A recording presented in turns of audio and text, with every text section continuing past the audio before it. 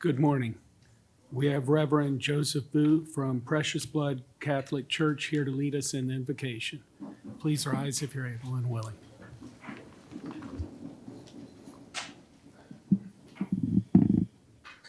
In the name of the Father, and of the Son, and of the Holy Spirit, amen. Almighty and eternal Father, we seek to praise you in all that we say and do. May the works of the Culpeper County Board of Directors be fruitful as they strive to serve the people of our county. Direct their thoughts and actions so that decisions will, with regard to the welfare of our people, may be respectfully discussed and decided. Fill them with the Holy Spirit who inspires and gives them the courage to tackle all important matters at hand. Bestow your protection and blessing upon our board of directors, their families, and all the people of this great county. We ask all this in the name of your Son, Jesus Christ, our Lord. Amen. Amen. We'll call the meeting to order. Supervisor Lee, could you lead us in the pledge?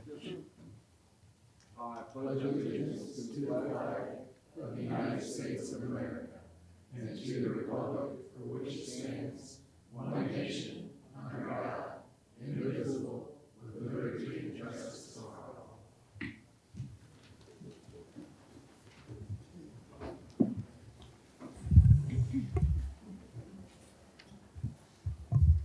We have an agenda before us. Are there any additions, deletions, changes? Thank you, Mr. Chairman. I have two additions to the consent agenda.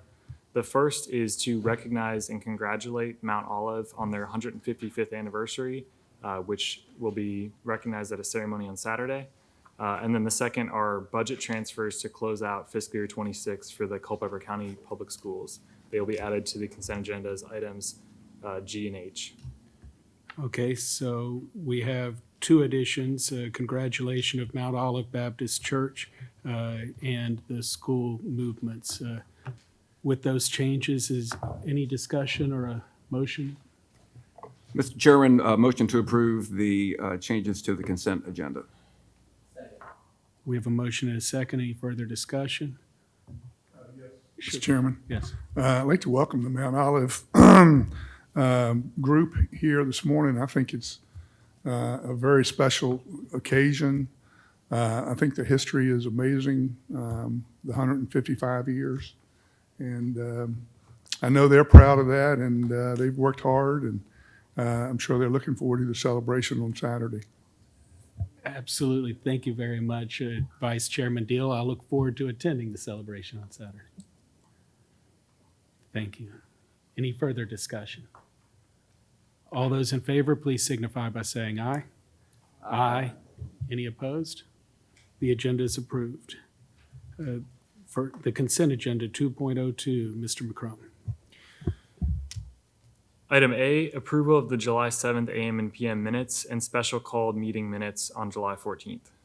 Item B, the board will consider acceptance and appropriation of a grant for the Opioid Abatement Authority in the amount of $61,810.60 for FY27.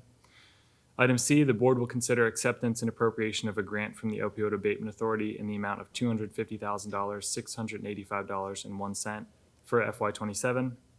Item D, the Board of Supervisors will consider the attached revised resolution for the possible relief percentage reduction to the related personal property tax bills for calendar year billing 2026. Item E, the board will consider approval of a budget amendment for the library in the amount of $4,318.56 for funds received from the BEAR rate reimbursement. And F, the board will consider an approval of a budget amendment for the library in the amount of $51,015. Item G, the board will recognize and congratulate Mount Olive Baptist Church on their 155th anniversary per the attached recognition of their history.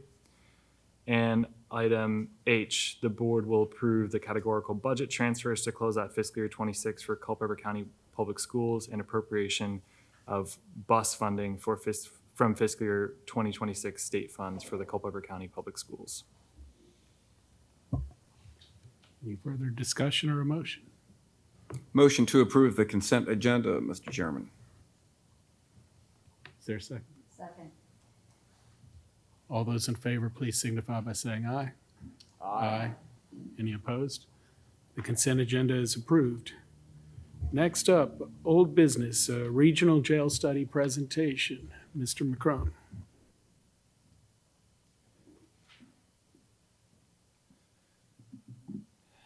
Thank you, Mr. Chairman and members of the board. I'll set my timer so I don't take too much of your time.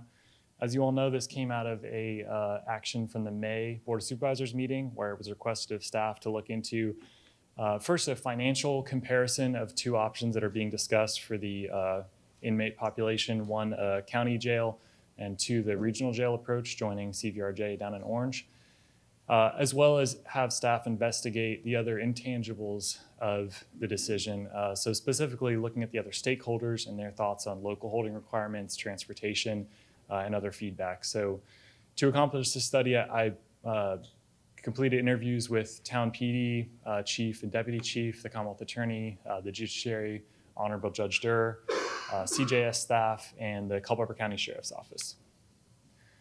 So just to provide a little bit of background here, our current jail operations, we're currently at around 228 average daily population. Our current jail here in town has about 66 beds. We have about 60 beds that we're renting from RSW, and then the remaining inmates, a little over 100, are down at CVRJ currently. Combined for RSW and CVRJ outside jail services, we're paying $2.8 million annually. And to operate our current jail, we're paying $5.8. So a total cost of around $8.6 million is what we're spending currently on inmate population.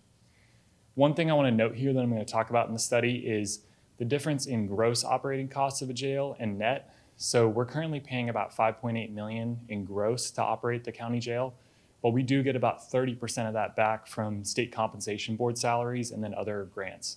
So our net for fiscal year 27 is $4 million in local tax dollars. That's a local tax dollar requirement.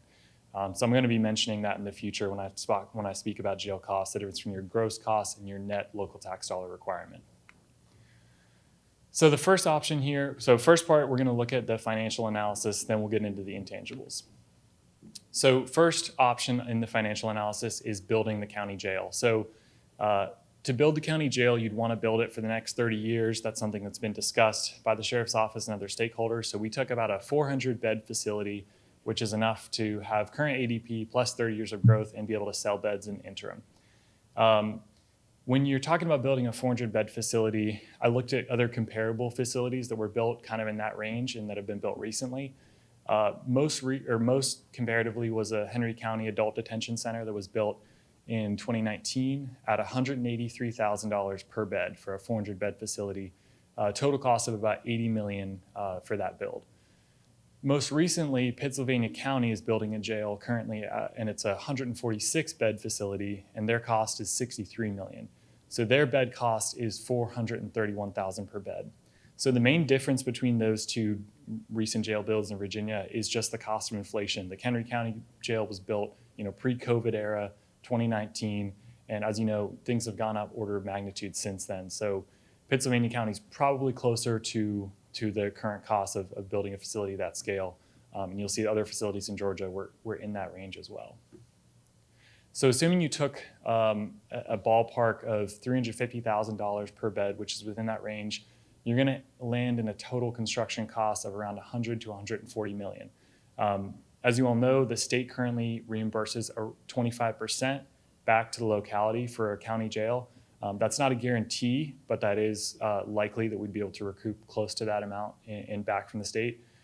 So assuming you get the full 25% back, you're going to land somewhere in the 80 to 105 million range net cost to the county.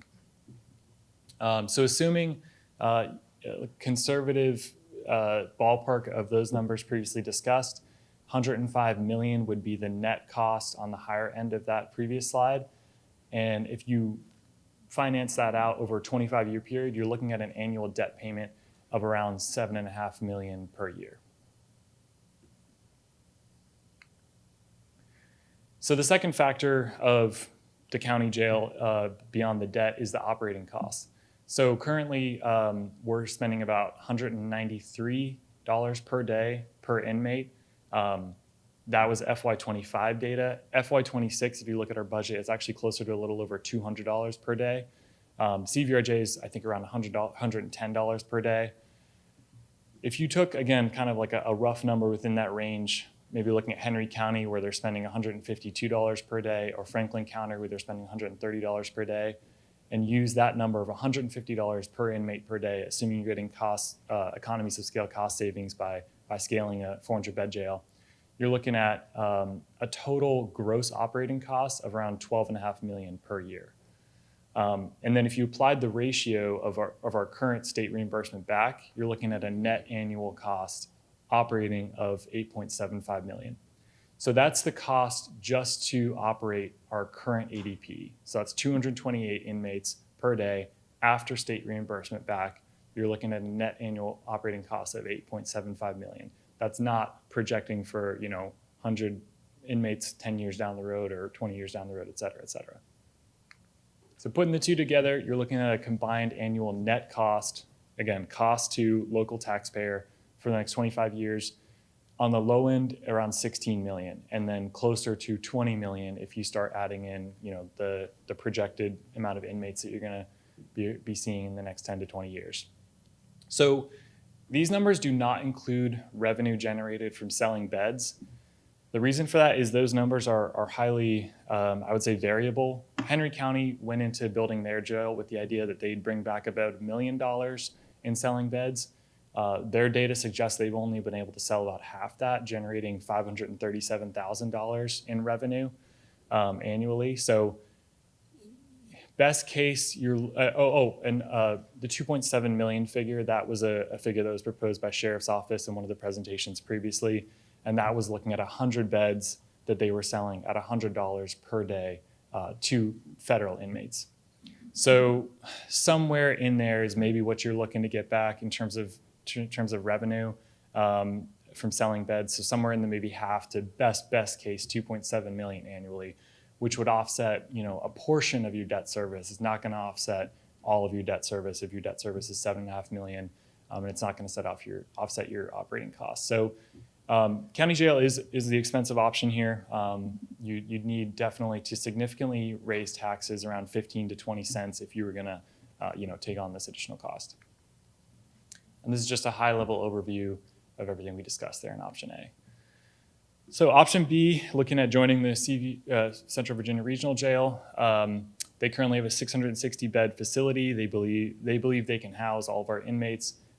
They believe they can expand to 760 beds as needed. They have the space for that.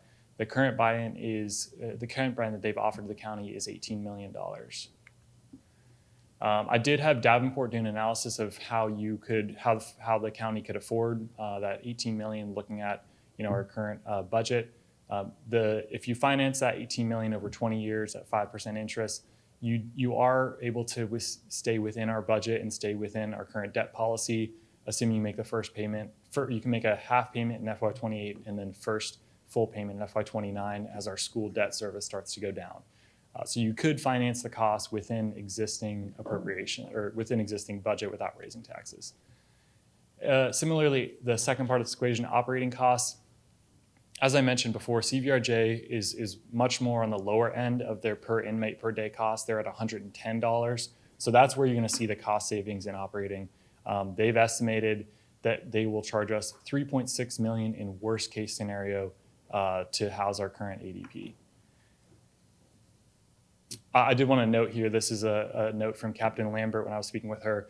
She believes that the 100-bed expansion project is pretty theoretical, as you really need to do like an analysis with your board, with the current state compensation board to determine whether you could even expand to 100 beds. So the risk here with this option is really hitting that capacity in the next 10 to 20 years and maxing out what they have and even doing the expansion and then that also not being enough. So a couple of points I just want to mention here on why is it cheaper. They already have all the infrastructure built in, all those fixed costs. Current staffing is 174 positions, and they wouldn't need to add any staffing to absorb our full ADP. So they already have, like their dentists, medical staff, vocational schools, GED, work release programs, mental health and addiction, pastor counseling, all those services are already baked in. It's not something you're going to have to develop in county as like a first-time startup cost, as you would if you're building a jail. So that's kind of the reason for the cost savings. So in summary, CVRJ in the near term would cost around $5 million in net annual costs to the county. So I'm going to talk about this later in the study, but something that this analysis relies on very much is the idea of having some local holding, local lockup facility in the county. This study didn't look at what the requirements would be. It started to look at it, but I didn't have the resources to get all the stakeholders together to determine those requirements. So that cost is unknown and would need to be factored into this number. So the 5.4 million is just CVRJ. If you were going to have a local holding and local lockup facility, you would need to factor that cost in as well in your comparison. All right, so switching now to the kind of intangible parts of the study, the stakeholder input. First, here are some thoughts from the town police department, Chris Settle and Nick White. They kind of came to the same bed estimate that I got to, around 300 to 400 beds is what you need if you're going to build a local jail. They definitely prefer the county jail option. Across the board, I'll say all the stakeholders, in an ideal world, would value the building a county jail. I think they also, though, understand that it would require significant tax hikes, so they understand, in an ideal world that may not happen. So one thing that came away from my conversation with him was just the idea that a local holding function is essential. Like, it's a non-negotiable. You need the ability to book people here for late night arrests, overnight arrests, separation needs, pre-trial, getting people here the night before for early morning court cases.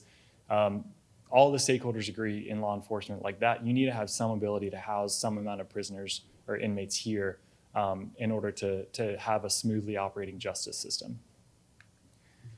Criminal justice services was a very interesting discussion.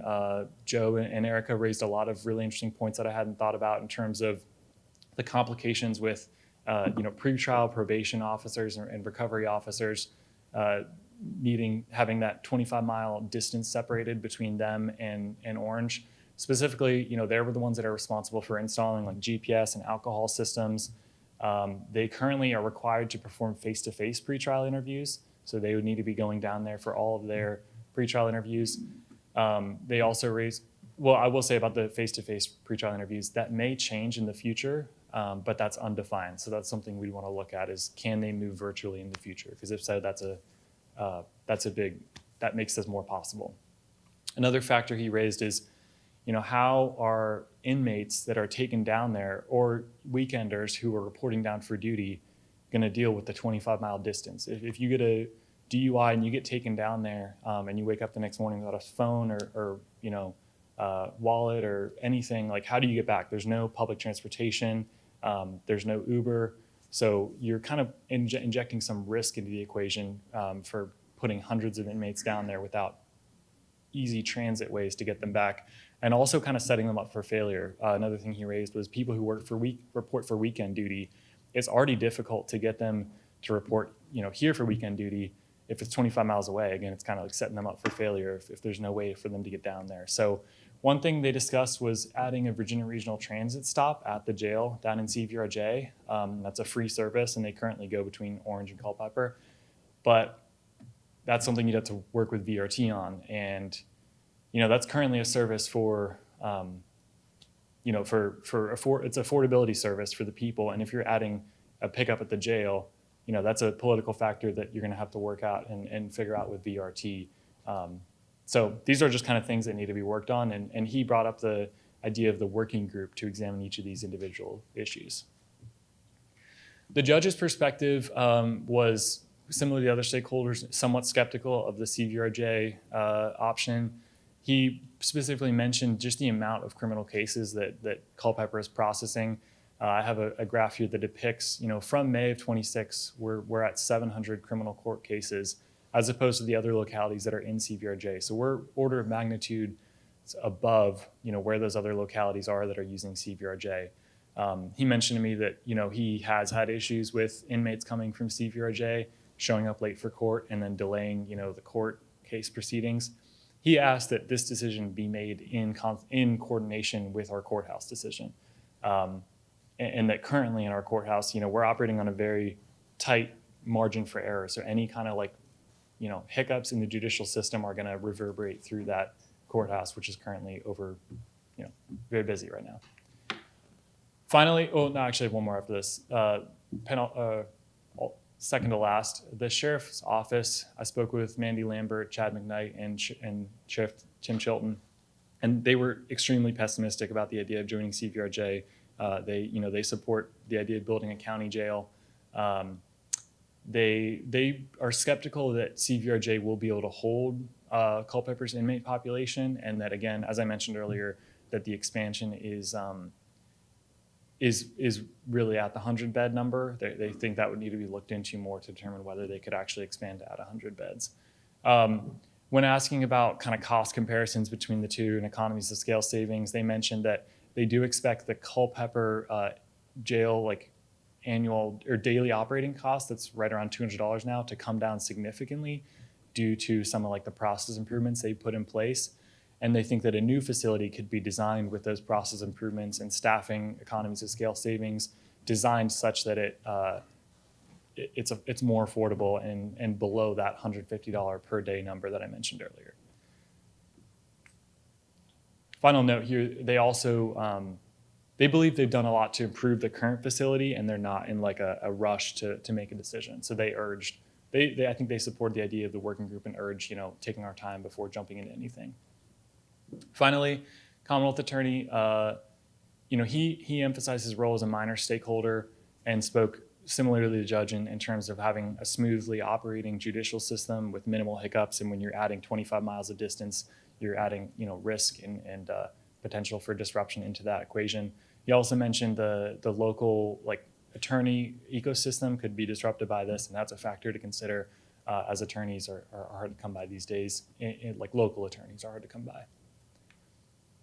So as I mentioned, kind of the common themes here are the idea of the local holding and lockup facility. I think if you solve that equation and you have some ability to process arrests here and bring them up and hold them overnight before court, I think that the stakeholders, that's a non-negotiable for the stakeholders. You need some kind of ability here to house people here. You can't fully outsource that to CVRJ.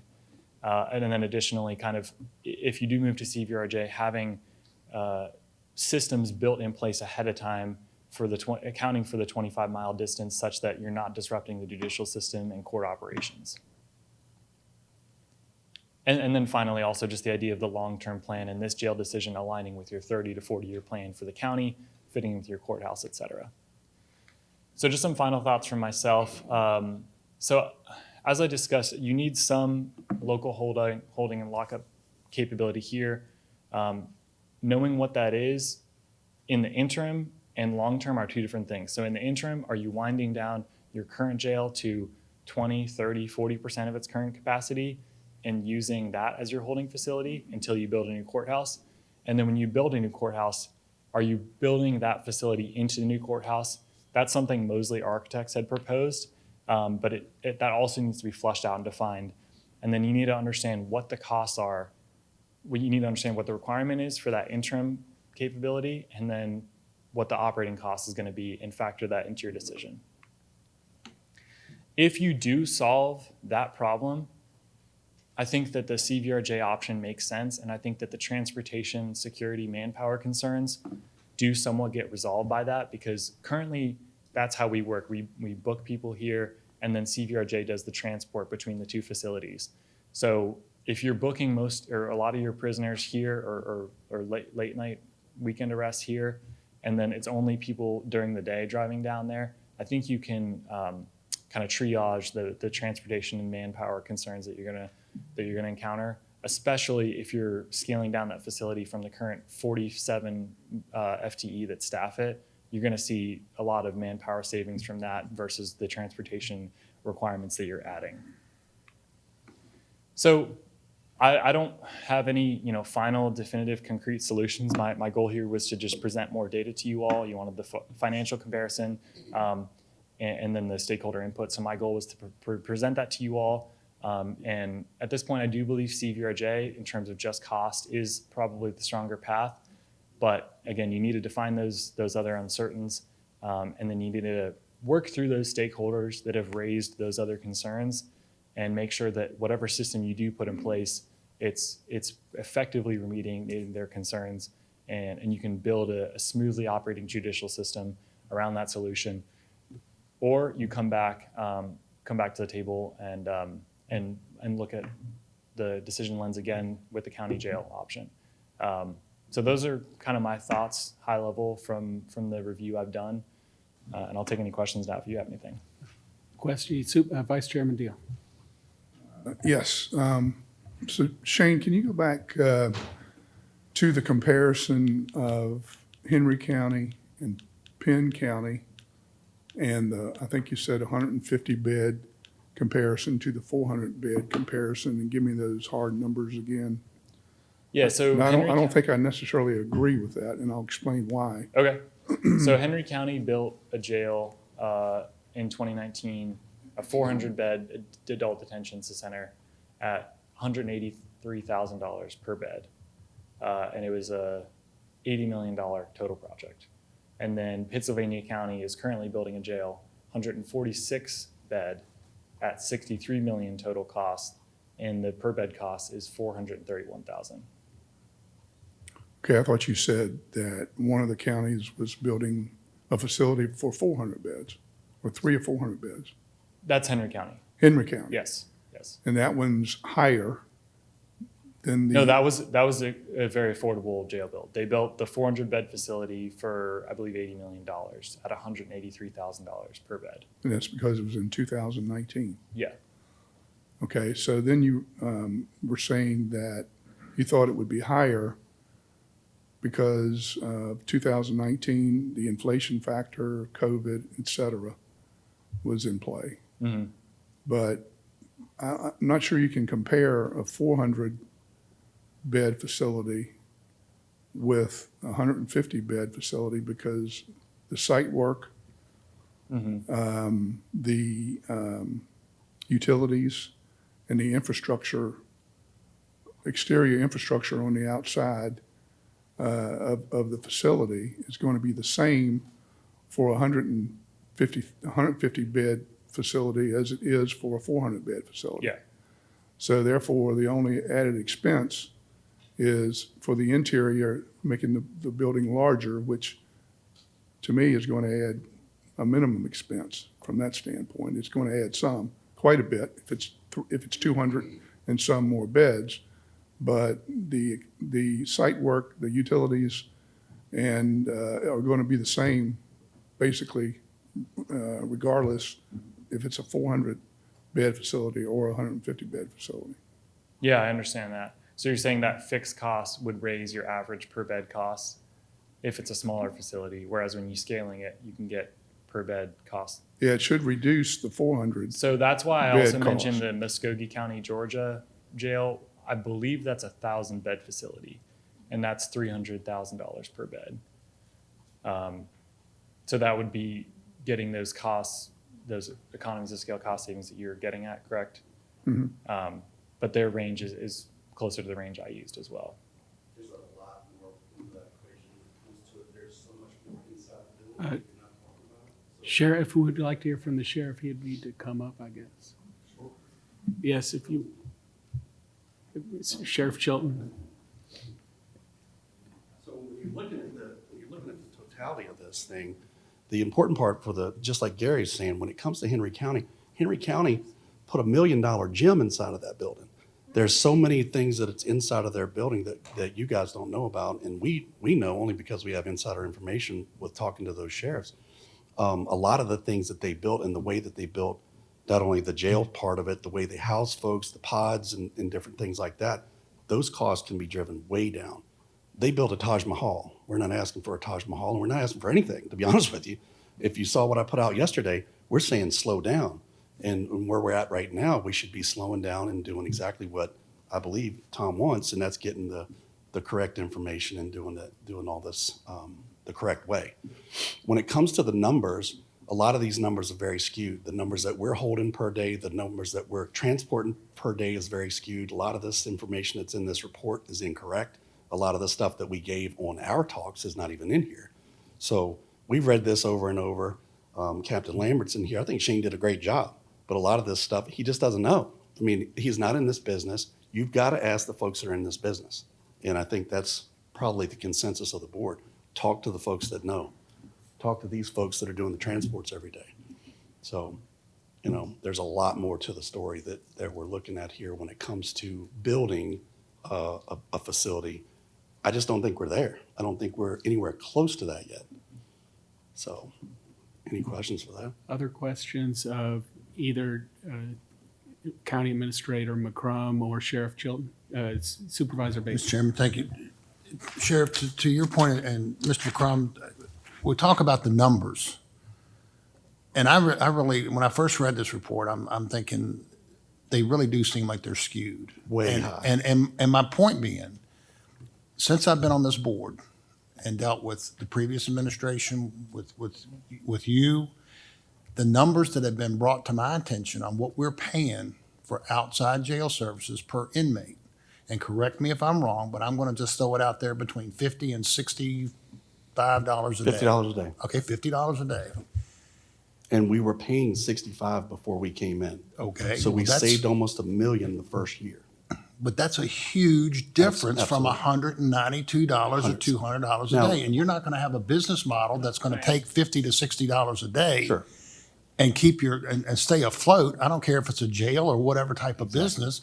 Probably the best one to ask would be Captain Lambert. She's got those numbers down like that. But again, I'm just doing a general, as you say, a high level view of where we are with the numbers that are being paid out for That outside 360 jail foot services. view is way high. The $200 per day cost is what we're paying on the current jail for the 66 inmates, not outside jail services. That's counting employees and everything else. But again, you've got to look at the big picture. Sure. If we're building a jail, I don't see that we're going to be looking at $20 million a year a note, or $15 to $20 million a year. And again, I mean, I just think you just look at the cost report for the jails. That's what they're paying. Henry County's paying $17 million a year just in operating.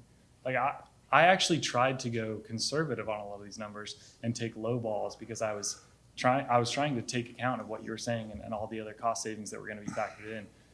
So I urge the working group to continue to review this and you to continue to review this and prove me wrong. But I don't think there's a point of proving anybody wrong. I'm not no, trying to it's prove not a anybody proven wrong. wrong, but my thing It's is a apples to financial grapes. decision. It's not even here apples that- to oranges. It's apples to grapes. Right. This is nowhere close. And again, I'll go back to the fact that when we look at the chart of how many inmates, ADP, that Culpeper County is putting into this, would be putting into CVRJ.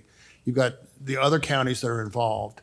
What happens in say, for example, we have an explosion in growth in surrounding counties, and this thing's maxed out. At that point, what do we do? If they're limited to another 100 beds, I think that's the part that's the unknown. well, and even- again, I'd like to see even that with we're in Dyer. charge of our own destiny when it comes to, And with what we were talking about earlier with Captain Lambert, even if you filled that jail up and then they have to build something, do they even have a footprint to build anything there?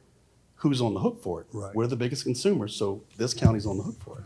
well, again, I don't disagree with the fact that I appreciate the work that you and Captain Lambert have done in negotiating a lower price per day. But at this point, I honestly feel that we need to have the actual stakeholders that are involved and have a work group put together. And I appreciate the numbers that Mosley and Davenport, but it just doesn't seem to me that these are very accurate. And I just, before we pull the trigger on something of this magnitude, I think that it needs to be a lot more. Yeah, the big study. thing is what we're gonna lose. And I think we're still talking about operating a lockup. There's still some miscommunication between what a lockup is and what a small jail is. We got a small jail. We're holding 70 people there a day, but we're moving probably 75 or 80 out of there a day that are going in and out to different things, to courts, to different jails and all those different things. But the biggest hit to this county would be tonight. We have 3 arrests. The town has 3 arrests. The county has 3 arrests. You've got 12 guys on. You lose 6 people immediately, and you're going over to CVRJ. If you have 2 counties or 3 counties in front of you that may be sitting in front of the magistrate's office, you may be sitting there with those 6 people, those 6 cops sitting in orange for 3 hours. You've lost your complete coverage to your county. That makes 0 sense. Thank you, Sheriff Chilton. Vice Chairman Deal. Yeah, thanks, Chairman Underwood. So I talked I'm a big picture guy. I think everybody knows that. And I talked with you last year about punting and deferring, 100%. and I'm a strong believer in that. Whether we build a jail or whether we I don't think we have the money. decide to go later into a regional position if we have that opportunity. But Culpeper is in for an awakening in the 3 years from now with the data center money that's coming in. People don't believe that. They don't believe me. I've been preaching it for 4 or 5 years. There's a lot of people out there that don't believe that, but it's going to happen. It's happening now. But we can wait. We have That's new where we're at numbers. now. I think we're to the point where we can wait. If Yes. this data center money starts happening. I agree. We have rehabbed this facility so good now that it's running great. I agree. If we wait, see if there is any data center money coming in, which I don't know anything about it. I said that in my statement yesterday, was I know nothing about that. I'm relying on you all to tell me that. I've talked to People- Chris Hively in depth. Chris Hively 100% knows what's coming into the county and in the town with the I data center. talked with Chris Hively. I know what's going on myself. That's what I'm trying to tell everybody is Stack is building a facility out there now, and they've committed to the water project with the town. They are getting ready to spend a lot of money, $30 million, Sure. to implement that project, which it should be done probably in the next several weeks. They're going to write the town a check Chief for Settle knows $30 the million. numbers on that. What I've been trying to tell everybody is it's going to happen. And the county is in for an awakening when that money starts coming in, because that project alone is going to bring in probably, and everybody can go by our economic development office and get the numbers from Paige Reed or Brian. I think Brian's here. All they have to do is go in and request the information. But from a standpoint of revenue coming in, I think the town gets 20% or 15% of the Stack project that's going on Route 3 now. That's going to equate to probably in 2028 or 2029 for the town to get about $4.5 million on their budget, which their budget is not that large. That means the county will get 3 times that much, which is probably going to come close to $18 to $20 million per year. Then it goes up over the next 3 or 4 years where the town will get 20 or $21 million. And then it scales back about 5 or 6 years later to 13 million. But that means the county itself on that one project is probably going to bring in $50 to $60 million per year, which is amazing. Nobody wants to believe that because they think it's too good to be true, but it's going to happen. I think what the constituents are looking at is the fact that we're going to be building more schools. If we need to do something with the courthouse, if we need to do something with the jail, we're looking at this big picture that you're saying, you're the big picture guy, but this needs to be the entire board in that same big picture. At the point we're at right now, we all need to know that that's going to happen before we make any of these decisions. And I don't think for 1 second that we need to go forward with pushing towards a build, a join a regional jail or anything. We're making it right now. We're not changing taxes. So that's the key on some of the folks that are on the board that said that's what they're in on. Thank you, Sheriff. If we have one project, that's one project. I mean, we have 7 projects that are projected over the next 10 years. There's another one across, I forgot which, cross 29, on the interchange. Databank? Databank, yeah, Databank. So Stack is one project. I mean, I'm not sure, if all the money comes in that I think is going to come in, we can build a regional jail if we choose to do so. Or you may even mean local, but yes. I mean, a local jail, if we choose to do so. Sure. We'll have the ability to open a savings account, put the money into a savings account, and operate the county off the interest only. I mean, and plus, be able to fund these capital projects. So, yeah, I agree with you completely. We need to defer, we need to wait, and make decisions based on more current schedules over the next 2 or 3 years. Thank you, Vice Chair Deal. Other comments? Yes, Supervisor Lee? yes, Mr. Chairman. Mr. McCrum, if you could, if we could go to that second, the second report there, the financial analysis, please, Mr. Kopak. And down at the bottom, you did kind of a side-by-side comparison. Mr. McCrum, option A versus option B. Are you talking about the report?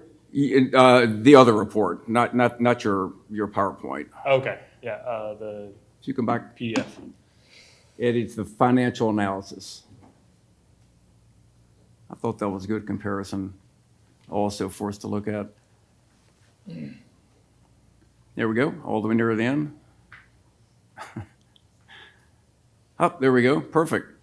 I just want to point out to all of our colleagues and to our citizens, when we look at the option A versus option B, it's a pretty staggering difference. The capital cost of a new county jail, $120 to $170 million.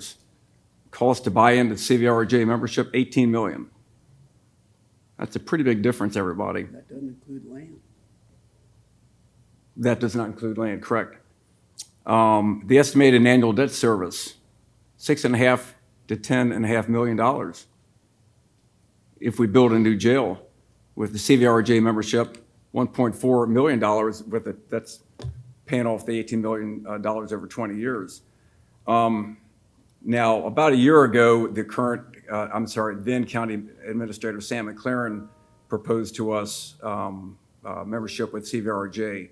And he made some very compelling arguments for that, comparing only what we were currently paying in our jail situation with CVRJ membership.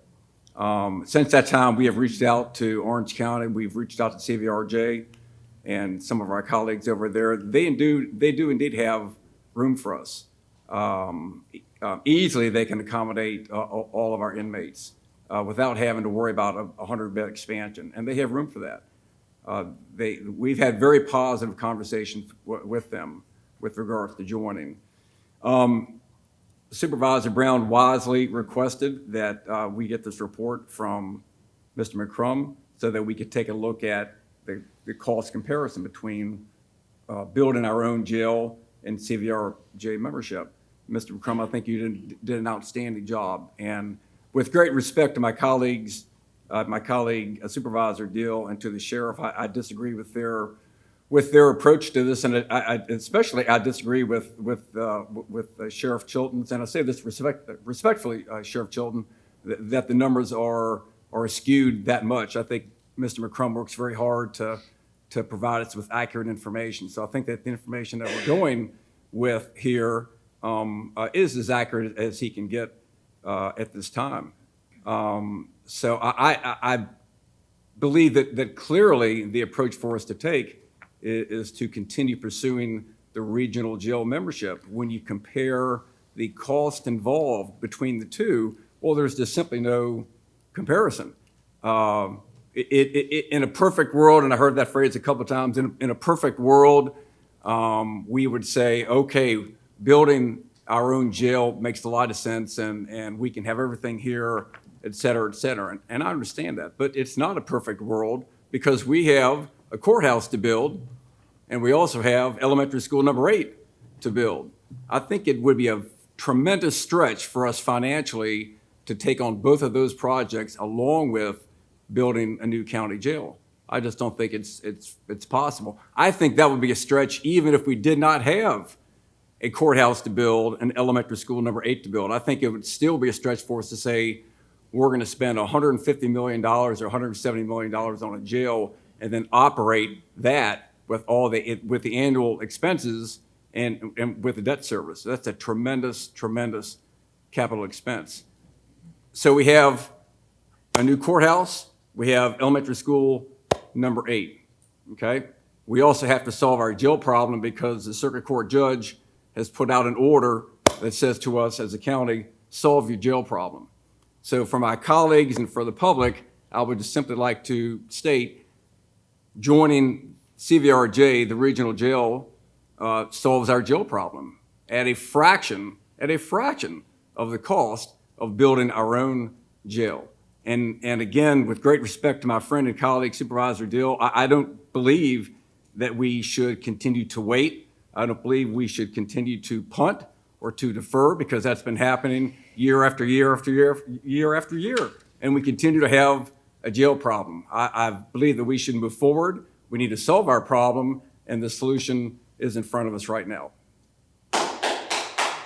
Sorry, if you'd please, let's continue just with the So, thank you. other members' comments, questions of staff, or comments. Supervisor Farish. That was an excellent report. When it comes to the transport, I mean, there's 95 counties in this state. 81 of those 95, or 85% of all counties, have a regional jail. We have a budget of, I think, 300,000. I'm sorry, 300 million. Fairfax has 6 billion. They have their own jail. Prince William has 2.2 billion. They have their own jail. I think there's a reason 85% of all counties in the state have joined collectively with regional jails for this very reason, the cost. Our capital improvement over the next 4 years is $500 million, and we don't have the means to pay it. And you want to throw this on top. It's just not viable. It just doesn't make economic sense. You don't have to have a degree in economics to do the math, in my view. And that's not even including the land to purchase. And that's also, you're talking about a projected 15 to 20 cents in additional taxes. It's a forced fit. And I just don't, I can't get there. No matter what I do, I just simply can't get there. I think that just to represent the view of the stakeholders, what they would argue in response to that point about the most counties being in the regional jail is that, like as Supervisor Deal said, they believe Culpeper is in a unique situation in the amount of court cases, criminal court cases, arrests that we're handling, and that's the requirement that drives us having our own jail. In regards to the transportation, if 81 counties out of 95 have regional jails, we can't be the only ones that are discussing what the transportational issue is in getting inmates to court. So I would think if we're going to pursue any additional studies, I'd like to find out who invented the wheel first and how everything's modeled after that. So we're not discussing things that we don't, that there have been solutions presented in other counties, have to be. Mr. Chairman? First, let me just make sure everybody hadn't spoken once. If you don't mind, anybody else, or Vice Chairman Deal?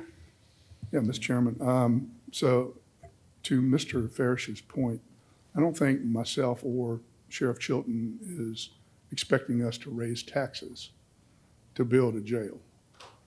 What I just went on and spewed about a few minutes ago about the revenue, the additional revenue that's going to be coming in to the county in 3 or 4 years, maybe even sooner than that, is going to make such a huge difference until, we just would like to defer the decision and do more analysis over the next 2 or 3 years versus making a decision now going forward.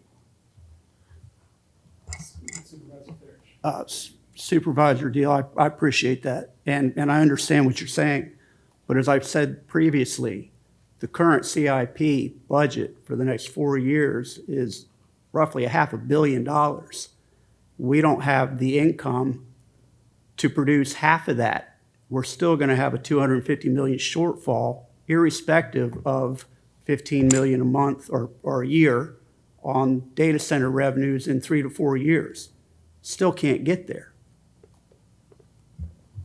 As one thing I would like to see from this is, well, a couple of things. more information would be very worthwhile. Thank you, Mr. McCrum, relative to the stakeholder input in addition to the numbers. Perhaps it makes sense to refine the numbers with greater stakeholder input. Another thing that may be very worthwhile is if there are projected revenue numbers in the Economic Development Director's office, perhaps those could be on our website. We could qualify them however we want as projected, but if they're existing and available to the public in one of our offices, in our spirit of transparency, maybe it makes sense to have these numbers available to the public with a quick and easy link. Outside of that, as one member of the board, my concern, one, I'm optimistic. I share Supervisor Deal's view relative to projected tax revenue from infrastructure, from frankly data centers in the future. I believe when we look at these numbers, we'll see fiscal year 31 is when a lot of stuff appears. There's some in fiscal 30, but fiscal 31 and thereafter. Two, if the revenue is going to be here, but the revenue goes to infrastructure for government and not the taxpayer, perhaps the argument that the data centers were just there for the government may merit a lot. Because if it's not, to me, when I voted for data centers, I voted for them because I wanted lower taxes for the public, meaning we were going to reduce taxes. Ideally, the car tax was the one that was talked about a bunch, and I'll still talk about. But if we're not going to reduce taxes and use it to infrastructure, that concerns me greatly. That if the public does not benefit from what we have approved relative to their direct pocketbook, I don't think that's very good for us long term. So along those lines, I think we need to be good stewards of the taxpayer money and do so reasonably. Now, in terms of can we defer the decision, one, it's been a long time. In my opinion, we need to defer it till we get it right. If we're questioning the facts, we may end up with questioning, but at least let's know the parameters and know the basis for the question. And then two, when we have it correct, if we believe that the expected life of our renovated jail is 4 to 5 years, as some have said, maybe it's longer, maybe we're going to hear it's much longer. But if it's not much longer, if it's 4 to 5 years, we probably need to be working on that right now. At least that's what we're hearing with other capital projects. And so for that, I'm hopeful that we can come up with a crew of appropriate stakeholders that will work on it. Supervisor Bates. Mr. Chairman, one last comment, and to Supervisor Farish, with the 81 counties that are participating with regional jails out of the 95 in the state, prior to, I want to say 2020, I believe it was, the state had a program that if you were to participate in a regional jail versus building your own, the state would compensate the localities 50% of construction cost. So keep in mind, that was a big driver in why we have 81 counties in the Commonwealth that are participating in regional jails. Since that point, the state has cut it back, and I may be off a little bit on my time and the dates, but now it's 25% reimbursement on a local jail. I don't think the drive is there now to construct regional jails like it was before. Again, I want to hop back to my point.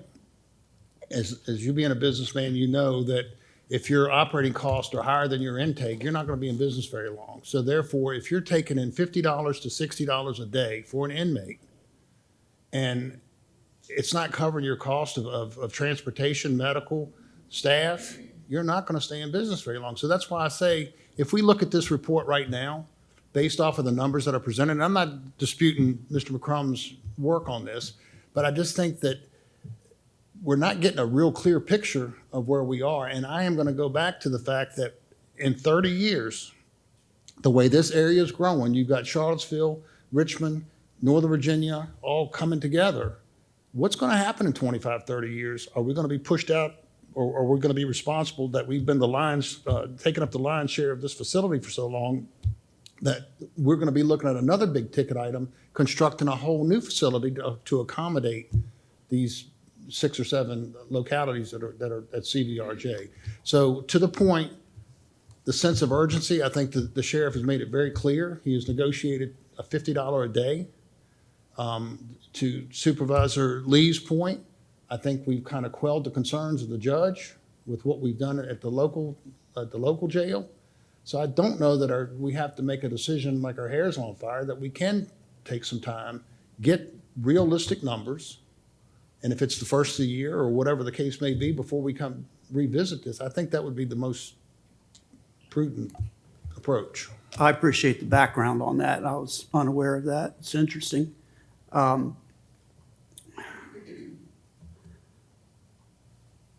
don't think anybody in this room would have a problem with a brand-new jail for the county. I mean, I certainly would love it. It's just a monetary thing. If we could get there, I'd be in full support today. And I don't think anyone here is looking to make a decision, let alone a rash decision today. I think we're all of like-kind mind where we want to get more information, maybe consultant, whatever it takes to get definitive answers to where there's no subjector in it. That would be my take on it. But thank you for that information. Supervisor Lee. Yes, sir. Mr. Chairman, I'd like to go ahead and make a motion. Mr. McCrum, again, thank you for that report, Mr. McCrum. It was excellent. He had a recommendation that we form a working group to further investigate joining Central Virginia Regional Jail and look at some of the unresolved variables. He had several things stated in his recommendation. We can always add those, but I'll just state them for the record. Some of the variables were looking at the long-term courthouse plans and the question of whether a local lockup and a temporary holding facility can be built into the new courthouse, whether the current jail can be wound down to minimum operating capacity, and whether that would yield significant cost savings. Proceed with the negotiations with Central Virginia Regional Jail for entry into fiscal year 28 or 29, and to ensure that annual operating costs will not increase beyond $3.6 million. Worst case scenario, and further analyze the cost of a 100-bed expansion if that's needed in the future. And he has evaluated the need for a community-based corrections plan. Those are some of his objectives. We can always add those, but by and large, the motion would be for us to form a working group to continue our work, our study with joining the regional jail. And I would like to also add that the working group would complete its study by the end of this calendar year and report back to the full board no later than the either the December or the January 1st. First meeting in January 2027. Okay, we have a motion on the floor. Do we have a second?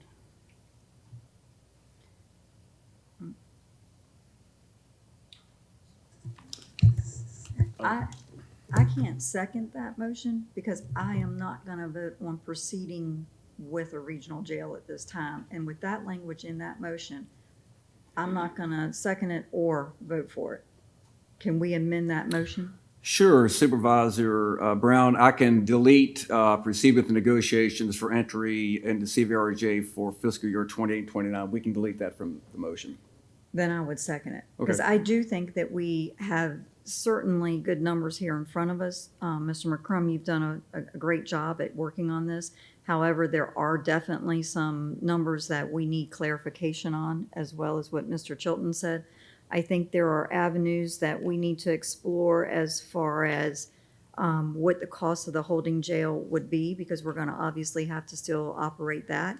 Will we get any kind of state funding that we receive now? If we are a member of a regional jail, do we get also state for that? Which I would say no. So that's going to be a budget money that we have to think about. If it is local, where is it going to be? Because nobody wants it in their backyard. I remember when the prison came down in Mitchell's and everybody said it was in the middle of nowhere, so it wouldn't affect anybody. Well, if anybody remembers those board meetings, it affected a lot of people. And even though we can say we want it, nobody wants it in the backyard. So where's it going to go? It is going to have to go in A1, more than likely, zoning. So we're probably going to have to redo it because of the size and the magnitude that it would be. So is that something that we want to look at? What is the burden going to be on our local hospitals, and so forth as our community goes if we build one? Because obviously, we're going to have our medical staff there at the jail. If that staff then has to transport to your local hospital, what's the burden going to be on that? If it's in Orange, are we still getting some of that burden anyway? So there's so many things that we have to explore past just the numbers that are here, but clarifying numbers that are here, that I would definitely second that, to be able to explore that possibility and then determine whether or not we want to proceed with a regional jail or a local and plan accordingly. We have a motion and a second. Supervisor Bates. Mr. Chairman, to Ms. Brown's point, and I've said this briefly in the past, that as Culpeper's growing and the needs of the capital projects that are coming about, when we look at the buildings that our county staff operate in, we look at our courthouse, we're looking at the jail. I don't know in this study that we might not want to talk about having a community complex.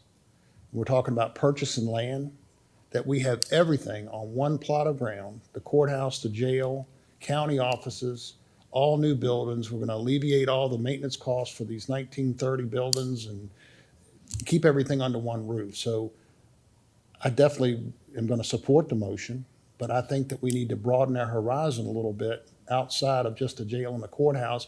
And again, I get it. I don't want to raise 15, 20, 30 cents on it, but there's a lot of other issues in the county that could very well do that at a drop of a hat.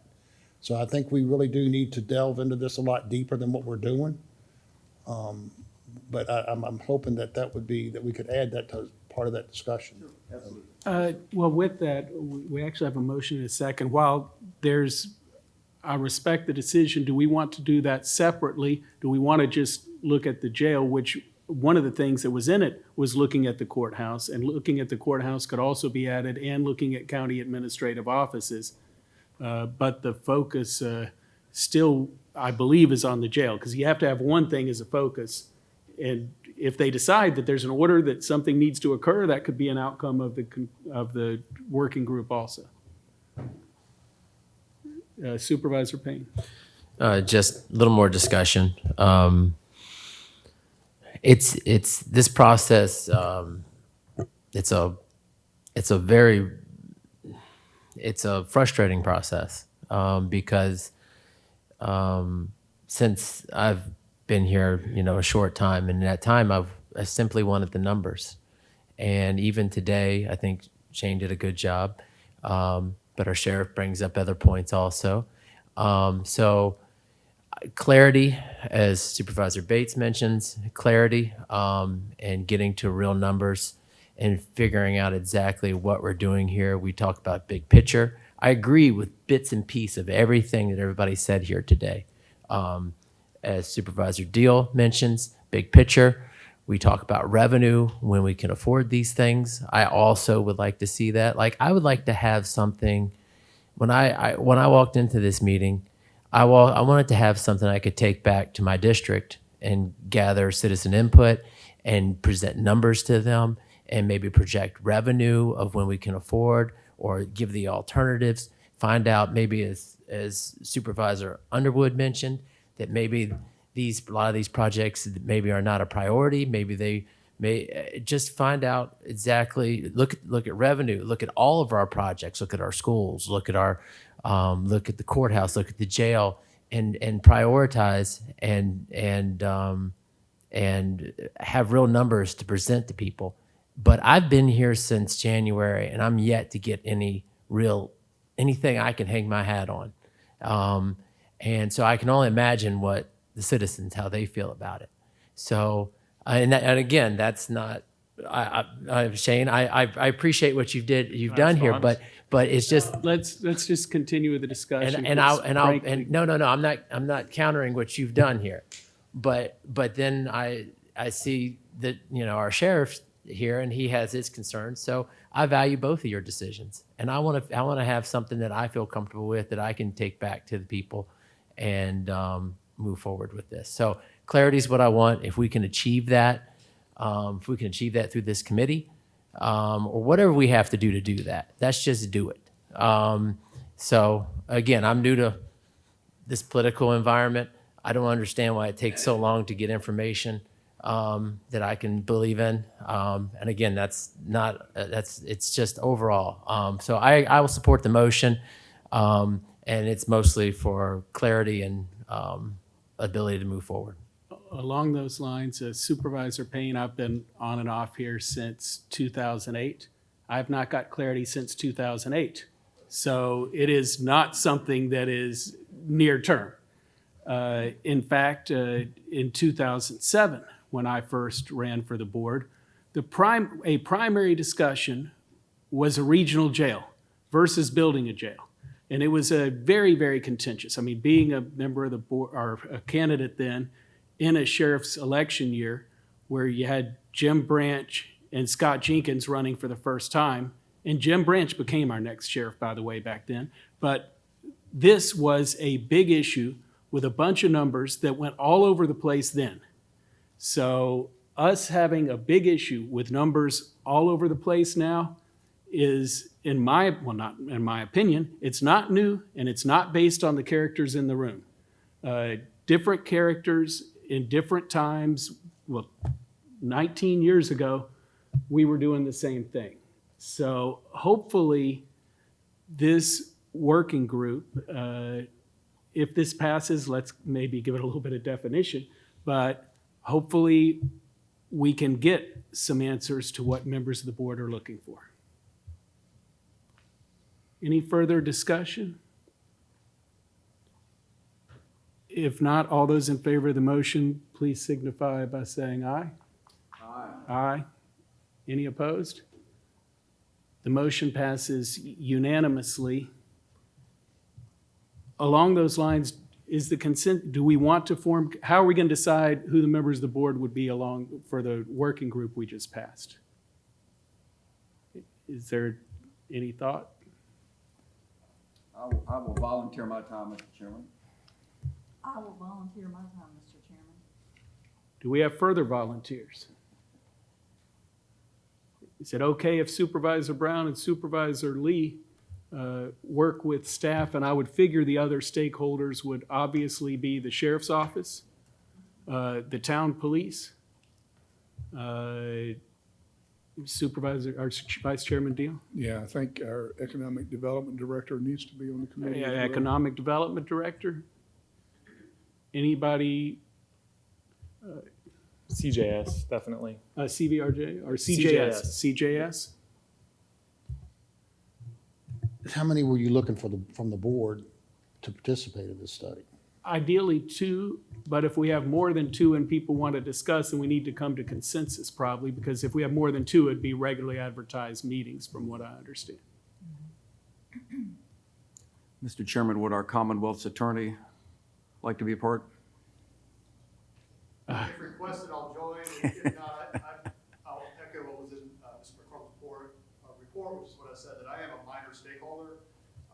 I'm really interested in what happens, but I think our sheriff is probably the primary leader on this. Okay, so with this, how about this? We've got 2 members of the board, other stakeholders that appear to be by consensus, and we let that crew figure out if they need other staff support or other stakeholders in. Does that work for everyone? Great, thank you. Next up, the board will consider acceptance and appropriation of a community project funding grant from the Department of Health and Human Services in the amount of $324,494 for an ambulance for Little Fork Volunteer Fire Department. Mr. McCrum. Thank you, Mr. Chairman. We'll now hear from Laura Loveday, our grants administrator, on this update. Good morning. Some of you might recall in October of 2023, we were made aware that we had been awarded our then second community project funding grant, which comes through our congressional district for the purchase of an ambulance. We were awarded $324,494. We also learned 2 very important things at that time in 2023. Since our application was written, the cost of an ambulance had escalated by about $100,000. And we were also informed that it would be a minimum of 24 months before our ambulance would be manufactured and deliverable. So bearing that in mind, Little Fork decided to take on the delta between the grant and the final cost, put in an order for their ambulance to be built. And I'm pleased to say, as of a couple of weeks ago, our ambulance is now ready. And we have an invoice to pay in full.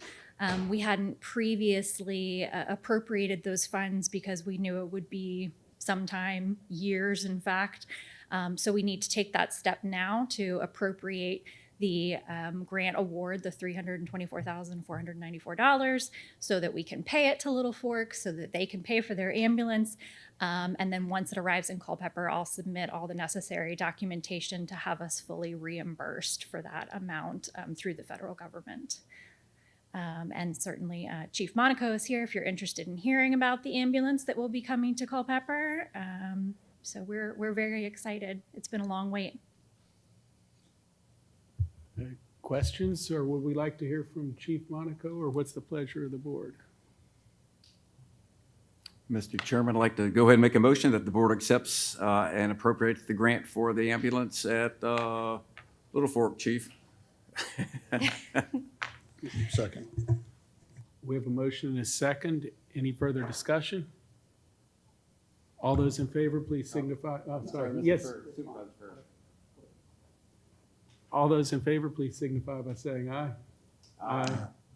Any opposed? Thank you, Laura. It passes unanimously. Thank you so much. I don't know much about ambulances, but I hear she's going to be beautiful.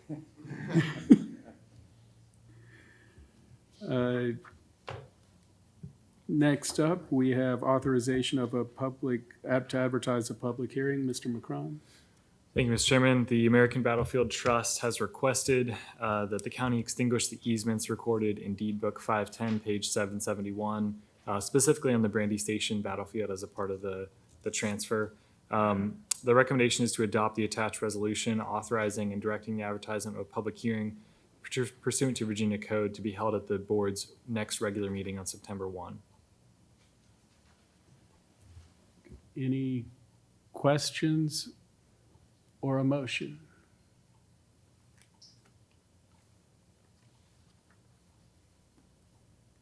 Be good to advertise this public hearing. Motion to approve, Mr. Chairman. Okay, we have a motion to approve the attached proposed resolution from Supervisor Lee, a second from Supervisor Payne. Any further discussion? All those in favor, please signify by saying aye. Aye. Any opposed? Passes. Next, Culpeper County support for proposed AE 1-153 point of interconnection amendment. Mr. McCrum. Thank you. The county will consider a letter of support to PJM that would relocate the point of interconnection labeled AE 1-153 to about 3 miles north to the already approved Greenwood solar site. Further discussion for those that are wondering what this is there is an approved solar site, Greenwood. There is an interconnect that was not approved by this county, but was approved by or granted by Dominion. That interconnect can be used by Greenwood, or Greenwood could apply for another interconnect. What this would likely do is obviously reduce the prospects of things occurring back at where the one was turned down.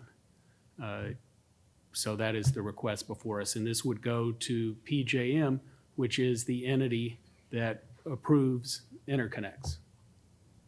Supervisor Pitts. Mr. Chairman, with this, and I understand the logistics of this interconnect, but Greenwood, that was approved back in 2019? Before then, because you and I have been on since 2020, and it's before our time. I've gone by there several times, and I don't see, there's been no construction. There's been absolutely, not that I can tell, and I've gone through the backside through Belmead.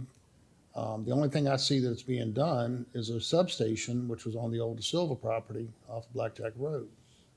So is this just an unending project that could go on for decades before a shovel's put in the ground? Or is this something that if this interconnection is approved, that we might start to see revenue coming in from that project? Well, to answer the question, it's not unending, meaning there's a period of time where the CUP would ultimately expire. But in terms of could this prospectively help us with revenue, I believe the answer is yes. Now, this is, once again, my opinion, but what I have been told is that electricity is needed, whether behind the meter or in front of the meter, for an adjoining data center.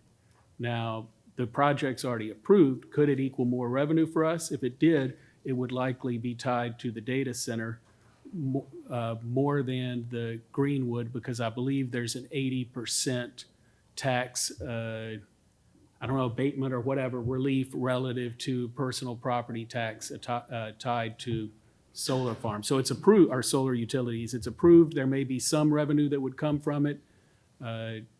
If it were to occur, I don't know how meaningful it would be. Mr. Chairman, I'll make the motion that that the board approves the letter of support for the point of interconnection amendment. We have a motion. Is there a second? Second. A second. Further discussion? All those in favor, please signify by saying aye. Aye. Any opposed? Motion passes unanimously. Next up, committee reports, Public Works. Mr. Payne, were there? No action. Thank you. Buildings and Grounds, Supervisor Lee. Yes, Mr. Chairman, the Buildings and Grounds Committee recommends awarding a contract to Chemung Contracting Corporation in the amount of $411,500 to rebuild the parking lot and entrances to Route 15 at the Carver Center and approve a budget transfer, moving the remaining balance of $216,516 from the Carver Main Building Roof Replacement CIP project. We have a motion. Is there a second? Second. Further discussion? All those in favor of the motion, please signify by saying aye. Aye. Any opposed? Motion passes. Mr. Lee, or Supervisor Lee? Yes, sir. Item B, the Buildings and Grounds Committee forwards without recommendation a contract with Colossal Contractors Incorporated to complete repairs to the exterior of 118 West Davis Street and 151 North Main Street. And Mr. McCrum has a few more details about that.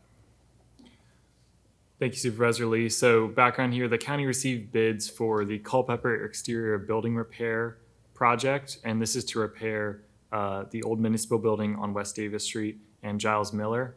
The scope of the work includes replacing deteriorating fascia and trim, replacing gutters, dormers, painting, etc. We received 3 bids, and Colossal Contractors was the low bid at a total bid of $239,000 plus an additional $19,000. We currently have $229,000 budgeted for the project. So we would be looking at a shortfall of $53,681 were we to proceed with awarding the full contract, which would need to be made up by a general fund FY27 budget amendment. So there are 2 options for the board consideration that the committee has forwarded to the board without recommendation. Option 1 would be a budget amendment to increase fiscal year 27 budget to complete the work on both buildings. Or option B would be decline additional funding but provide staff to authorization to engage the contractor to complete the work on the West Davis Street building, the municipal building, which is more important, and then rebid the work for the Giles Miller building next fiscal year.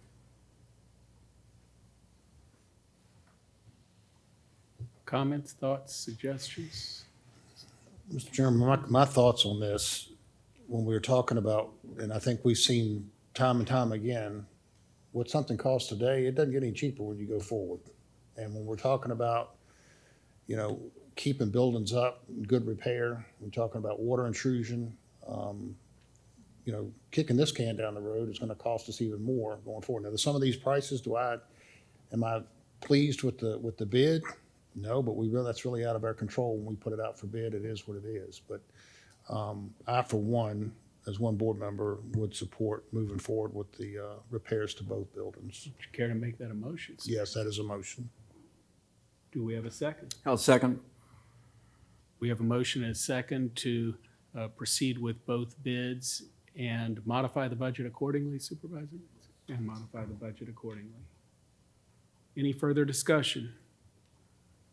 All those in favor of the motion, please signify by saying aye. Aye. Any opposed? The motion passes.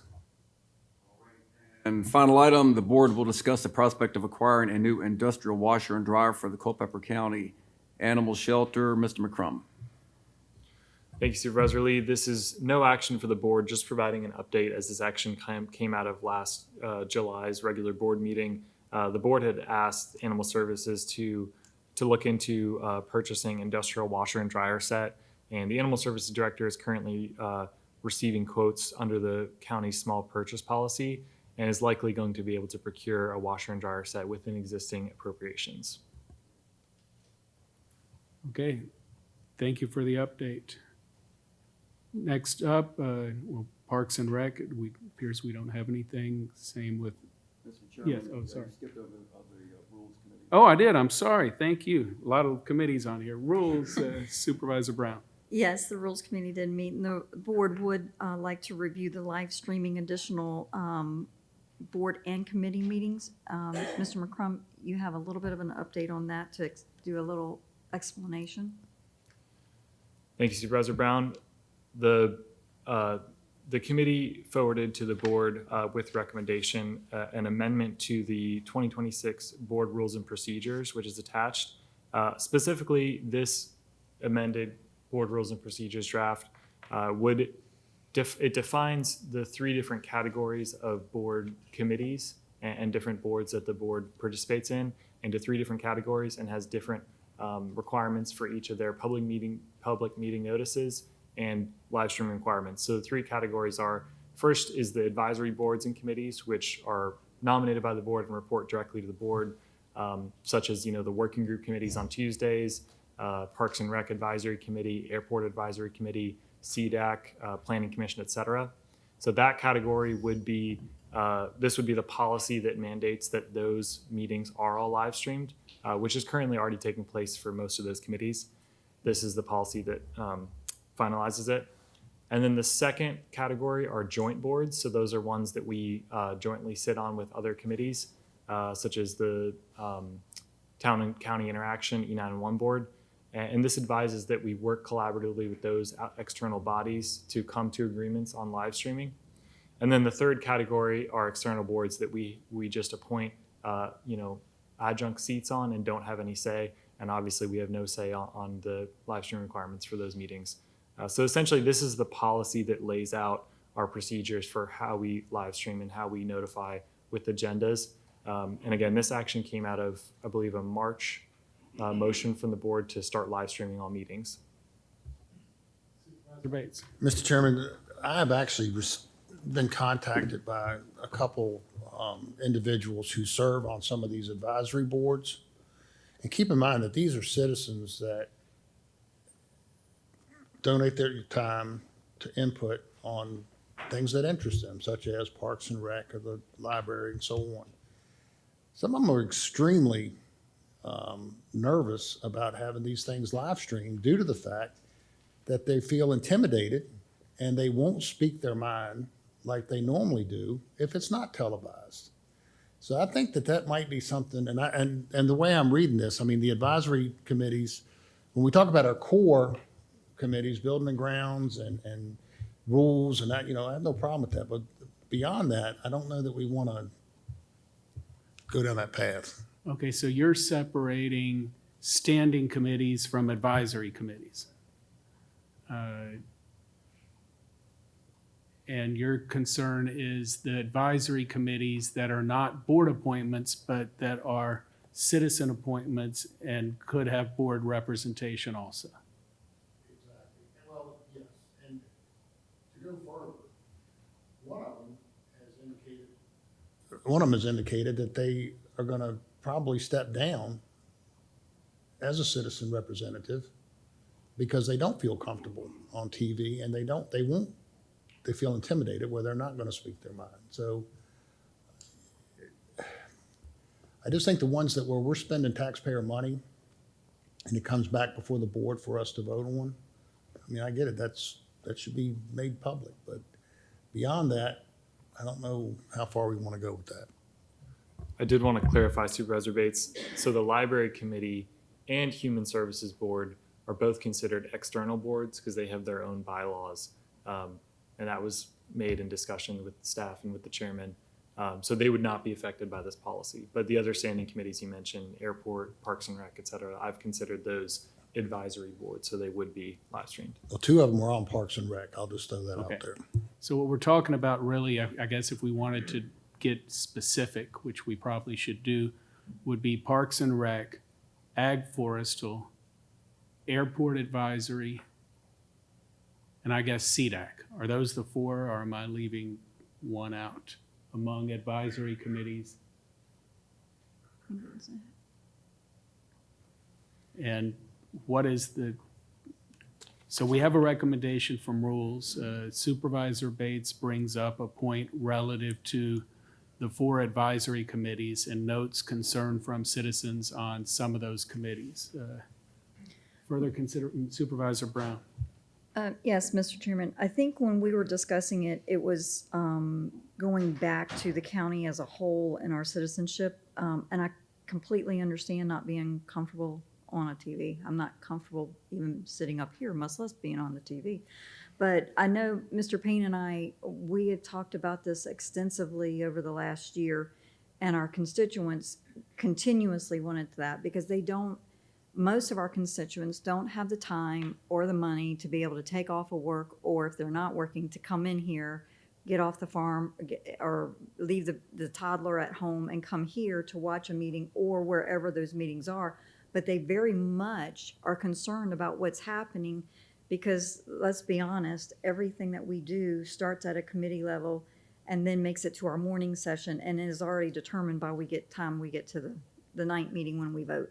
So it's important to our constituents to know what's happening when it starts to happen instead of when it's too late.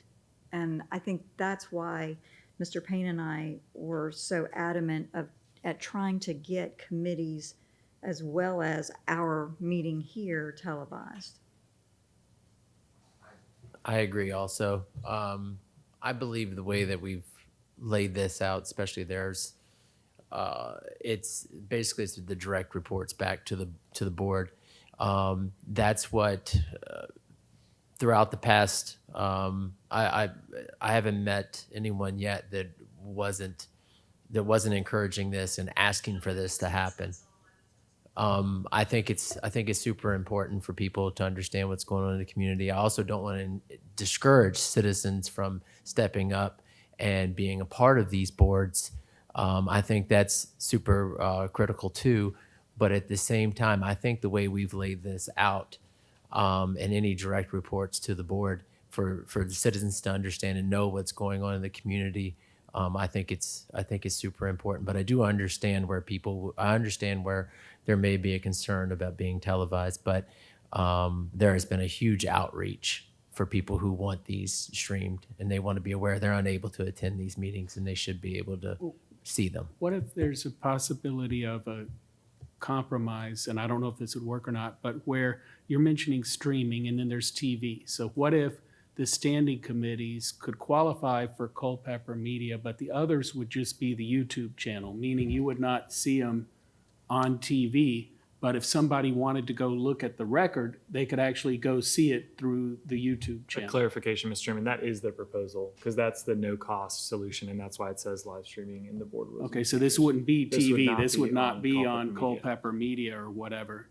But it would be available on a live stream if someone wanted to go see what was occurring. It's for me, whatever we call it, streaming, however we want to describe it. I just want to have the ability to where the citizens, they can, if they want to be aware of what's going on in these committees and they want to know what's happening in their community and what's going on with this local government, they have access to it and they have the ability to view it because they don't have the time. They don't have the time to be here today. They don't always have the time to leave their work. They can't afford to leave their work. They need the ability to know what's going on, and whatever you want to, however you want to go about it. They just need access. Is all I'm saying. A citizen access to their local government and what's happening in the process. Any further discussion? Supervisor Bates. I'll just say, a lot of these committees, when we talk about these advisory boards and such, if you ask me when they meet, and I serve on this board, maybe it's a lack of my knowledge of what's going on in this county, but I couldn't tell you when they meet, so I wouldn't be able to turn the TV on or live stream it. But the fact is, when you have citizen input, and I'm gonna go back to like the Bright Spot and Mr. Farish's district, playgrounds, and you get citizen input on what would better benefit the county. I think to me that weighs more than, when we're talking about building and grounds, public works, personnel, most of those are in closed session anyway. Their rules committee, building and grounds, they carry a lot of weight. It's a lot of money going to be spent. Taxpayer money is going to go into these decisions that are being made. And to Ms. Brown's point, I get it. People are busy. They don't have time to come to all these meetings. But again, they do know that the first Tuesday of every month, we have a part of our agenda where we go over committee reports. Again, I just hate to lose any good citizens who care about this county. I just don't want to see them walk or be intimidated where they don't want to share their true feelings about what's going on. So that's all. I at the same time, I agree. We shouldn't discourage the citizen input, but anytime where I disagree in this is I want to raise awareness to these committees. Like you said, a lot of them are kind of even unknown. People aren't even aware of it. So let's bring awareness of it. Let's let people know what's happening. And again, I'm really sympathetic to citizens not really wanting to be on, with a camera on them. I don't like it either. But at the same time, if they're on a board and their feelings are part of the process, and if their feelings are part of the process, we should be aware of it. So. Well, we've had a forwarding. Do we have a motion? Yes, I'd like to make that motion. That we adopt the changes as recommended by the Rules Committee. Do we have a second? There's a motion and a second. Any further discussion? All those in favor of the motion, please signify by saying aye. Aye. Those opposed? Supervisor Bates is opposed. The motion passes 6-1. Okay, now, no Parks and Rec, Public Safety, 911 personnel. Supervisor Farish.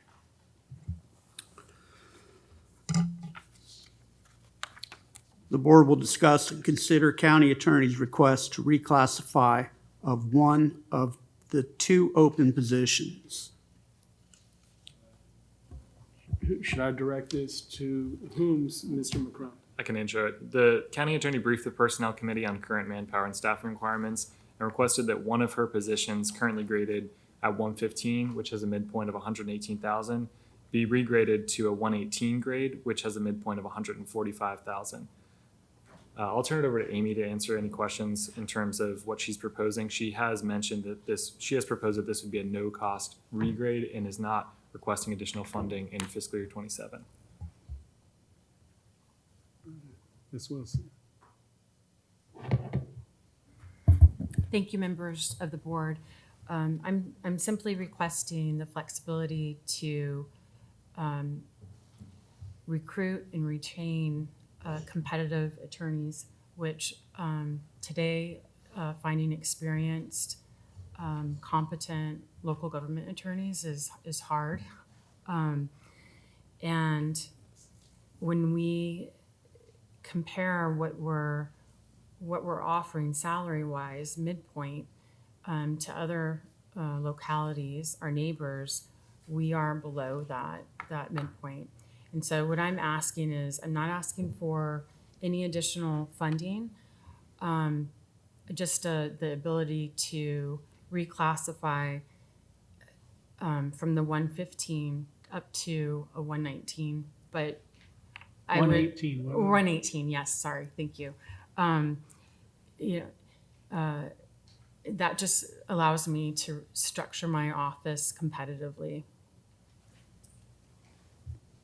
Supervisor Bates. Mr. Chairman, would that, so if we reclassified the one from a 115 to a 118, would we be willing to do away with the other 115 position? So it's two positions, am I right?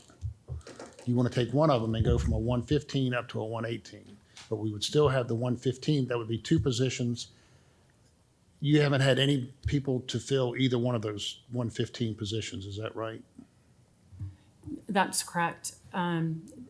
Not within that range. So would we be able to say, okay, we're going to take that one position, raise it to a 118, and then do away with, eliminate the second 115 position?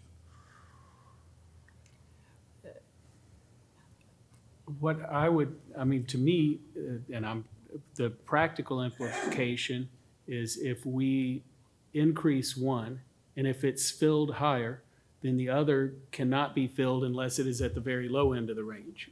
Potentially, it depends on how high it's filled.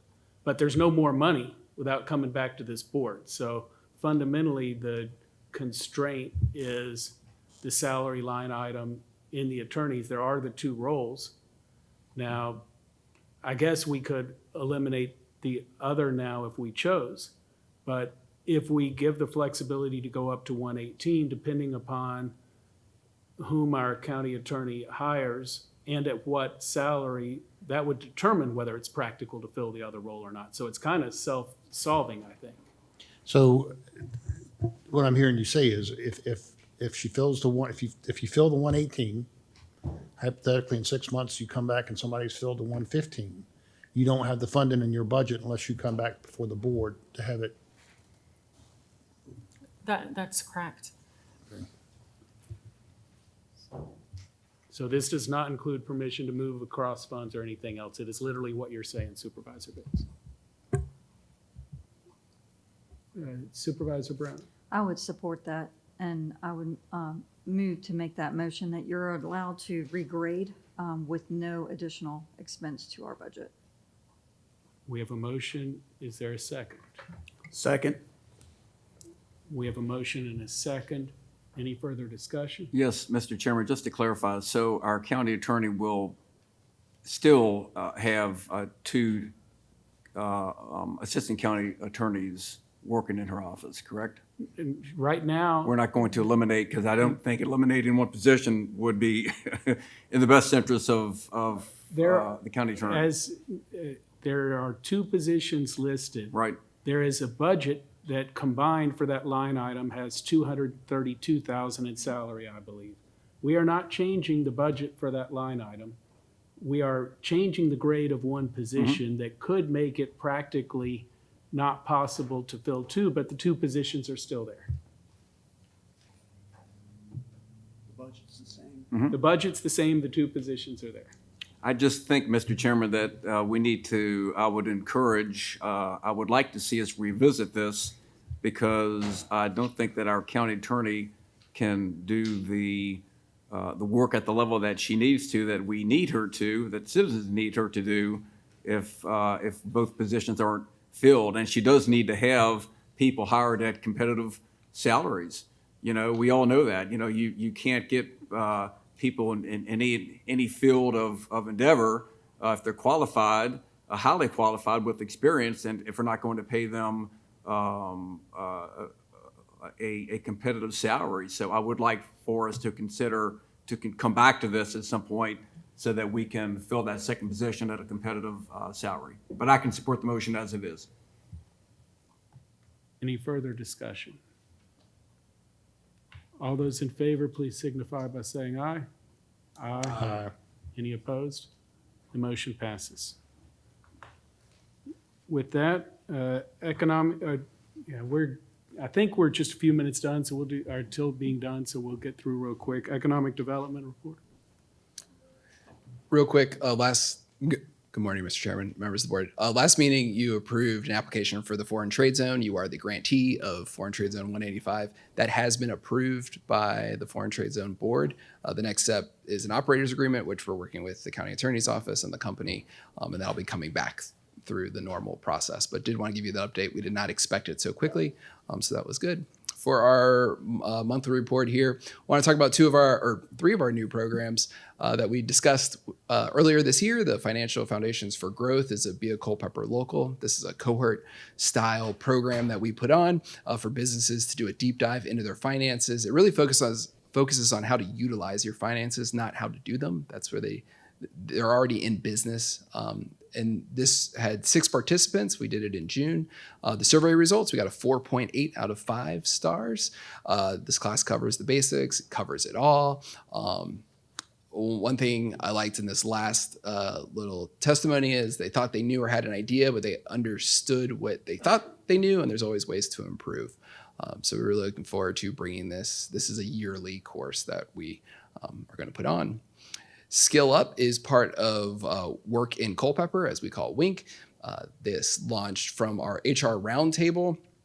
This is similar to how we do Facts and Snacks. There'll be various classes that come through that. 2 of those classes are Thrive at Work and Emerging Leaders. Thrive at Work is for your frontline employees. It's a 4-week cohort style. 5 businesses participated. They sent 13 participants. And then Emerging Leaders, 2 classes that happened a month apart. Those were 5 businesses, and they sent 20 participants to that. We'll start with Thrive at Work. This was completely developed in-house. We're very, very proud of that. This is based off of the communication that we received from the HR managers of the area, things that they all are working on or would like work on. Winona Pritz in my office and Jason Ford and Rappahannock Goodwill, they were leading the discussion. One fun thing they did here in this picture, they were given a Lego set, and one person had the instructions, the other person had to put it together. And it was really going through communication and the struggle that went through. And then after they got done, they had to do it again, but now they had a kind of a game plan. So they knew how to communicate with each other. Some of the feedback we had from that was, I think it was beneficial to see how things work and don't work, especially on communication or teamwork. And then how much poor communication plays a big part in not getting the end result. They really enjoyed that. The HR managers loved it. And we're looking forward to bringing that back actually this month. Our Emerging Leaders, this is, again, came from the HR managers. We did this with Germanna Community College. A big issue is buddy to boss. We have a lot of 20-year managers retiring in our community. Unfortunately, we're not hiring 20-year managers to replace them. So this is inexperience coming into leadership. And some of the feedback was, separating friendship from employee. Learn how to be clear and assertive. Don't over-explain decisions and how to get through the decision process. And again, the HR managers really appreciated that. So what's coming up next? There should be one more slide. Oh, there we go. Really, the infrastructure of the office, I feel like, is developed now. This end of this month, I will start my year 5 or complete year 5, September 1st. I came here September 1st, 2021. Really feel like we've built the infrastructure of the office well. Now we're looking at our yearly calendar and all these programs. What are the best time to do them, especially in relation to other things happening in the community? So we're looking at the Choose Culpeper County Conference and moving that earlier in the spring. Financial Foundations for Growth, how does that interact with things that CIC does, things that the town is doing for their economic development efforts as well? Emerging Leaders, is this the correct format? A month apart. A month apart seemed a little too long. Maybe that should be a week apart or 2 weeks apart. And our Thrive at Work, is the best rhythm to deliver this in cohorts every 6 months, every 3 months? What's that correct rhythm? And then for Facts and Snacks, which is our Be a Culpeper Local program, what classes are needed to kind of fit everything into this puzzle so that we're developing our businesses appropriately, and then especially with the EDA program that they are excited to launch. So that's kind of where we're at.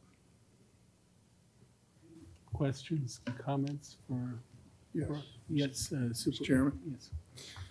So, Brian, I'd like for you to expound on my delivery earlier regarding data center revenue Mm-hmm. coming in, what I feel like will carry us not only to 2050, but to the 22nd century.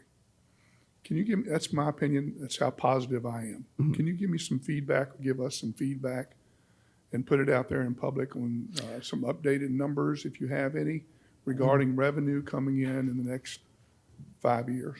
The last revenue projections we did came out February 2025. That report is available on our website. If you go to chooseculpeper.com/documents, you can see that entire document. That was a 15-year projection, I believe. It was a 15-year projection bringing us to 2040, and that included all data centers in the county, not just the Culpeper Tech Zone, but it was mainly focused on the Culpeper Tech Zone. That projection was extremely conservative. We took the cheapest servers and tried to estimate based off of building projections as we had as of December 2024. Some of those numbers have changed because we have site plans now that are coming in. Servers are getting more expensive, everything like that. We still feel very confident that those are a conservative estimate. Those projections really started as power gets delivered and what we knew about power as of, again, 2024. We looked at, and I don't have the report in front of me, but in calendar year 2030, which would be fiscal year 31, I believe the estimate was $100 million of new tax revenue to the county. And that was tax revenue we kept. That was post-incentive, post-revenue share agreement. That was new revenue to the county. And can you clarify that? That's per year? Yeah, correct. That'd be Per year, FY31. not a lump sum. Correct. That'd be FY31. On a 275 million or maybe 230, 235 by then budget that we have. Correct. And that was for FY 31. And then FY 32, it would increasing to 150 million. In that study did not include any server replacements. Typically servers are replaced somewhere in a 3 to 5 years as they age. Just think about your own personal computer. You're not keeping your personal computer forever.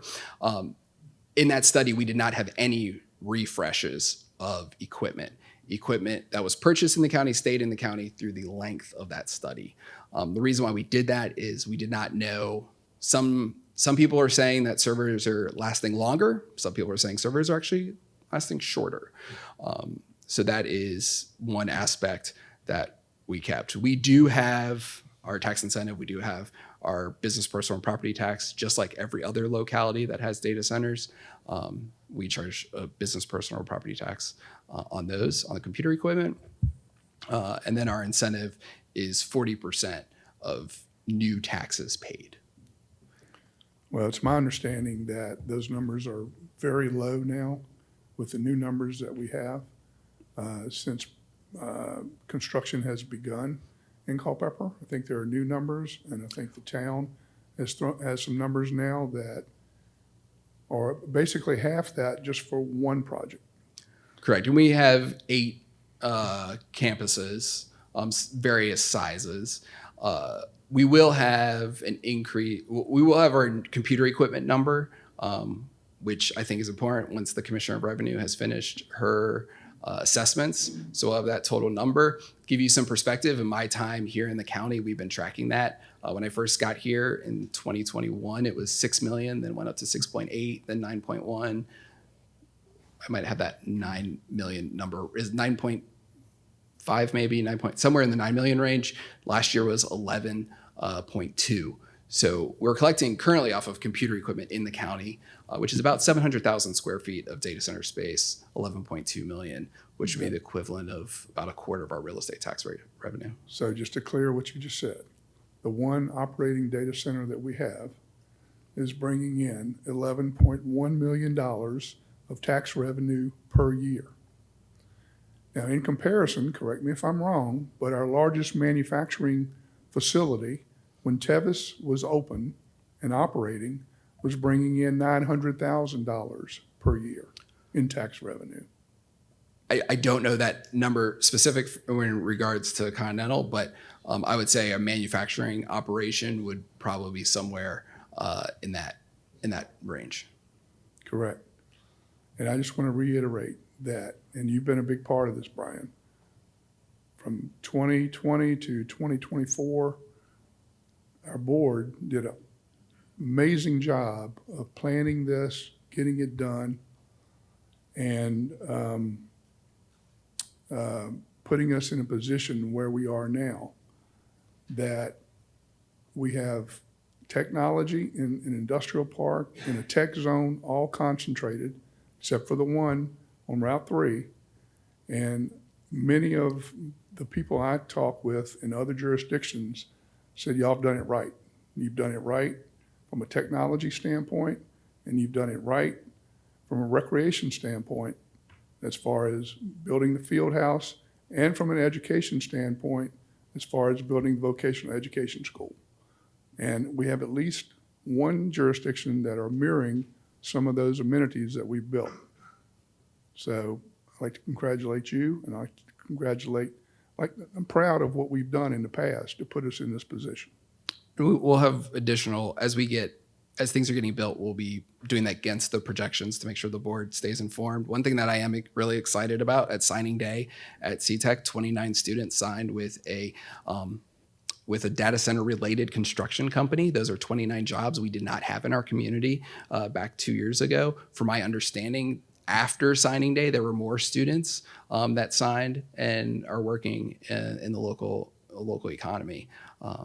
And we expect these construction projects to take some time. So we're always working with the construction companies. We want to make sure that every student has the opportunity and every resident has the opportunity to work within Culpeper, that we have the correct training programs. That's why you see things like we're doing here. So we're really trying to round out the entire economy. We're not trying to just be data centers. We want to make sure we have a full and vibrant economy for our residents. Thank you. Would it be possible to update the projections and tie in with the future data centers as to when their projected start dates and when power would be available to bring to them, so we can get our arms all the way around what we're potentially going to receive and when? We could, that study was done externally. So I just have to go through the procurement process. We were just under the small purchase price at that point. So we'll have to, there's just going to be a process that we'll have to go through. But whatever it takes to find out what revenues we can count on and what time frame we're working with, because to me, it's still kind of wishy-washy. And there's definitely been some updates. Those target numbers have gotten more secure than they did when we completed it in 24. That'd be great. I encourage you. I'm sure you speak to Paige Reed a lot.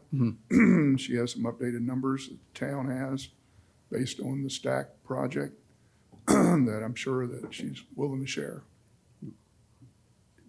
Thank you, Brian.